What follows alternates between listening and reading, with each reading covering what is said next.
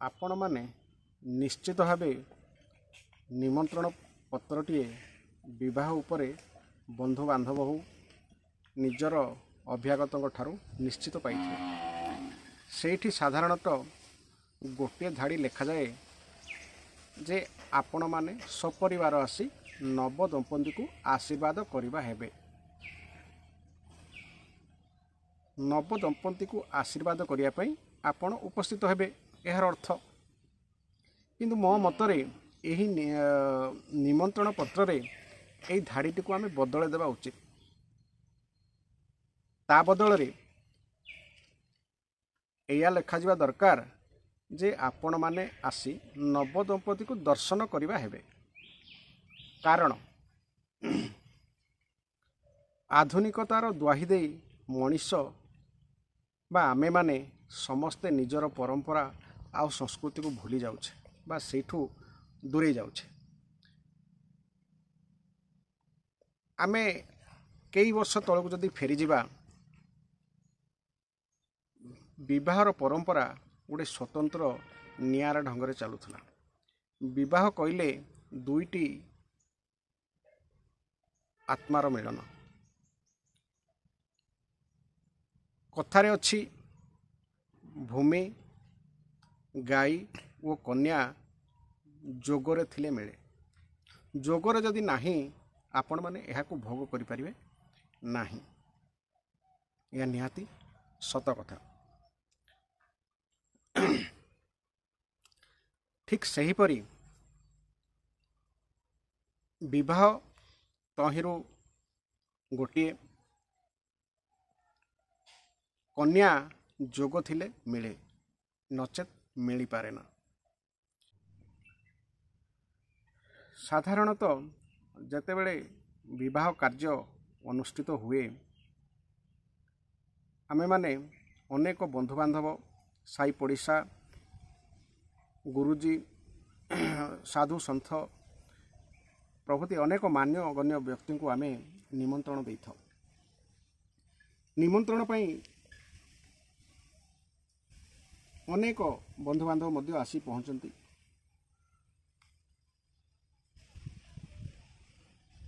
बंधु बांधव ठारू आमे कौन आशा करिबा? आमे पदार्थ उपरे बेसी ध्यान दियंतु बा जो पदार्थ बा वस्तु उपरे तार कौनसी महत्व रखेनी। आमे बंधु बांधव ठारू गोटे जिनस आशा रखा कथा सेटा हला आशीर्वाद। पैसा देले संसार सबु किछि मिल पारे किंतु आशीर्वाद कोठी किना जाई पारे ना। एही आशीर्वाद जो माने दियंती ताको एटा हृदयरू भितरू बाहरे। आमे जेतेबेले अन्य को प्रणाम जणाऊ बा भूमिष्ठ प्रणाम जणाऊ सेतेबेले जी आमर प्रणाम ग्रहण करे बा भूमिष्ठ प्रणाम ग्रहण करती तांको अंतररू गोटे किछि जिनिष सृष्टि हुए। से जो मुंडिया खाइबा द्वारा से लोकटू जो लोकटी कहे यशस्वी भव चिरंजीवी भव दीर्घायु भव आयुष्मान भव आयुष्मती भव ये जो आशीर्वाद स्वरूप किछि शब्द स्वतः प्रभुत भाव मुखर निर्गत होता है सेटा ही आम पाई जीवनर गोटे बड़ आशीर्वाद रूपे आमको मिलता है। किंतु एटा विगत दिन में थिला जेतेबेले नव दंपति माने बाहा होउथले समस्ते प्रायतः से विवाह राति किंबा ता परदिन समस्त को निजर गोड़ छुई बा आंठु भांगी मुंडिया मारुथले। फल तांकर अनेक ग्रह रिष्ट मध्य कटि जाउथिला। किंतु आजिका दिन रे देखिबा नव दंपति माने आधुनिकतार दुआही दे स्टेज ते कर दउचंती एवं सेठी मूर्ति भलिया ठिया होउछंती। आशीर्वाद किए देव? जड़े मागिले बा जड़े प्रणाम जणेले आ जड़े आशीर्वाद देव। किंतु आजिका दिन रे आ से जिनस होउनी। କ'ଣ ଆମେ ଯାଉଛୁ ତାଙ୍କୁ ଦେଖିବା ପାଇଁ, ତାଙ୍କ ସହିତ ଫଟୋ ଉଠାଇବା ପାଇଁ। ତାହାର କିଛି ମୂଲ୍ୟ ନଥାଏ। ଏହା ନିଶ୍ଚିତ ଭାବେ ଫଳହୀନ ପ୍ରୟାସ, କେବଳ ଆଧୁନିକତା ଗୋଟେ ଦେଖେଇ ହେବାରେ। ଆମେ ମନେ ରଖିବା ଉଚିତ ବିବାହ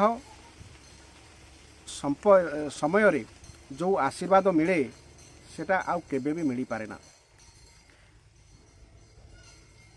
ଫଳରେ ଆମେ ଯେଉଁ ଆଶୀର୍ବାଦ ଭଳିଆ ଅମୂଲ୍ୟ ରତ୍ନଟିଏ ଆମେ ହରାଇ ବସୁ। ହରାଇ ବସିବା ଦ୍ୱାରା କ'ଣ ହୁଏ? ଆମର କ୍ଷତି ହୁଏ।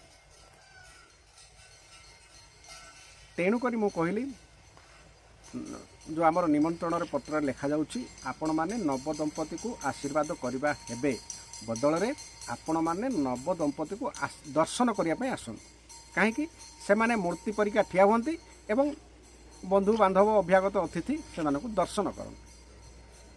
ଏହା ଉପରେ ନିଶ୍ଚୟ ଆପଣମାନେ ମତାମତ ଦେବେ।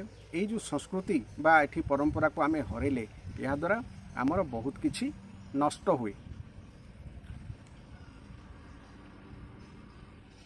ପ୍ରଣାମ ଦ୍ୱାରା ବା ମୁଣ୍ଡିଆ ମାରିବା ଦ୍ୱାରା ମଣିଷ ବି ନିଜର ପୁନର୍ଜନ୍ମ ପାଇଯାଆନ୍ତି ଏବଂ ନିଜର ରିଷ୍ଟ ବା ଗ୍ରହ ଖରାପ ଦୋଷ ଥାଏ ଆସ୍ତେ କଟିଯାଏ। ଗୋଟିଏ ମୁଁ ଆପଣମାନଙ୍କୁ ଛୋଟ ପୌରାଣିକ ତଥ୍ୟଟେ ଦେବି। ଏହି ପୌରାଣିକ ତଥ୍ୟରୁ ଆପଣମାନେ ବୁଝିପାରିବେ ଯେ ପ୍ରଣାମ ଜଣାଇବା ବା ସତ୍ସମ୍ମାନେ ମୁଣ୍ଡିଆ ମାରିବା ତା'ର ମହତ୍ତ୍ୱ କ'ଣ ଥାଏ। ମୃକୁଣ୍ଡ ମୁନିଙ୍କର ଆଉ ମନସ୍ୱିନୀ ଏ ଦୁଇ ଜଣଙ୍କର ଔରସରୁ ମାର୍କଣ୍ଡେୟ ବୋଲି ଜଣେ ପୁତ୍ରଟିଏ ଜନ୍ମ ହୋଇଥିଲା।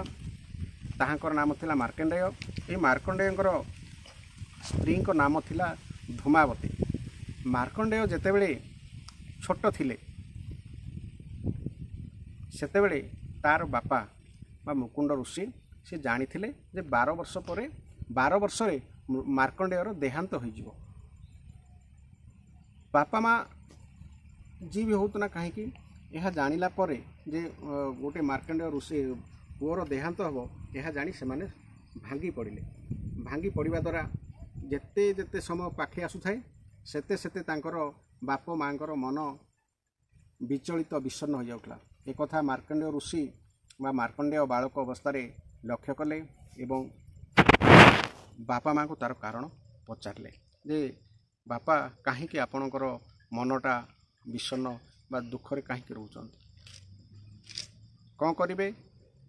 ପୁଅକୁ ନିଶ୍ଚୟ ଜଣାଇବାକୁ ପଡ଼ିବ ଏବଂ ସେଇ କଥାଟି ଯେ ମାର୍କଣ୍ଡେୟର 12 ବର୍ଷରେ ଯେଉଁ ମୃତ୍ୟୁ ହେବ ତାହା ମାର୍କଣ୍ଡେୟକୁ ଜଣାଇଲେ। ମାର୍କଣ୍ଡେୟ ଶୁଣି ଆଦୌ ଏଥିରେ ବ୍ୟଥିତ ବା ବିଚଳିତ ହୋଇନଥିଲା। କହିଥିଲା ବାପା ଏଥିପାଇଁ ବ୍ୟସ୍ତ ହେବା ଦରକାର ନାହିଁ, ମୁଁ ଏହାର ପ୍ରତିକାର କରିବି। ପ୍ରତିକାର ସ୍ୱରୂପ ଆମର ବ୍ରାହ୍ମଣ କୂଳରେ ତ ବ୍ରତୋପନୟନ ଥାଏ ବା ବ୍ରତ ହୁଅନ୍ତି। ସେହି ସମୟରେ ତାଙ୍କର ବ୍ରତକୁ ଅନେକ ସାଧୁ ସନ୍ଥ ବୈଜ୍ୟେଷ୍ଠ ଲୋକମାନେ ସବୁ ଆସିଥିଲେ।